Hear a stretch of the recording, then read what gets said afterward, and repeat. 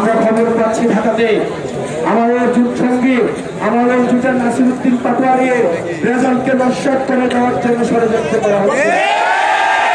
মামুনুল হকের রেজাল্টকে নস্যাৎ করে দেওয়ার জন্য ষড়যন্ত্র করা হচ্ছে।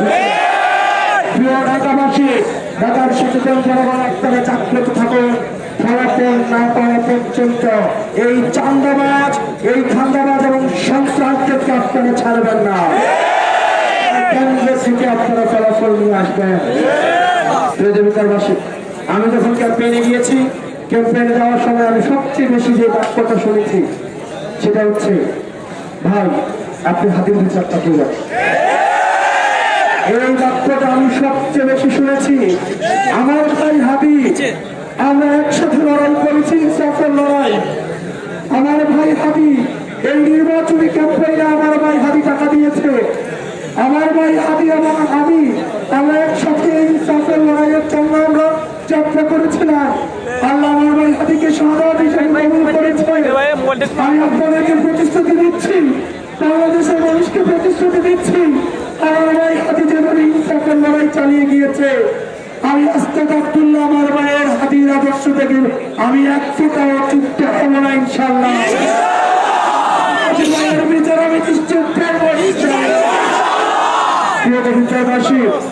বাত ব্যথা, প্যারালাইসিস কিংবা আর্থ্রাইটিস, আধুনিক ফিজিওথেরাপি ও পুনর্বাসন চিকিৎসায় নির্ভরযোগ্য নাম ডিপিআরসি। আপনারা আমাকে সহায়তা করবেন, আপনারা আমাকে সহায়তা করবেন। আমরা যেন একটা সুখী সমৃদ্ধ সবাই মিলেমিশে একটা বিচার করতে পারি। আমার ভুল ত্রুটি থাকবে, আমি আমার এই প্রচেষ্টার মধ্যে বিভিন্ন ভুল ত্রুটি থাকবে। আমার দুইটা চোখ বিভিন্ন স্বার্থান্বেষী মানুষ আমার আশেপাশে নতুন করে ঢুকতে হবে, যাদেরকে আমি এতদিন খুঁজে পাই নাই। তারা আমার আশেপাশে এখন শুভাকাঙ্ক্ষী হিসেবে আসবে, তারা আমাকে বিভিন্ন পরামর্শ দিবে। আমি আমার দরজা আপনাদের সবার জন্য খোলা থাকবে।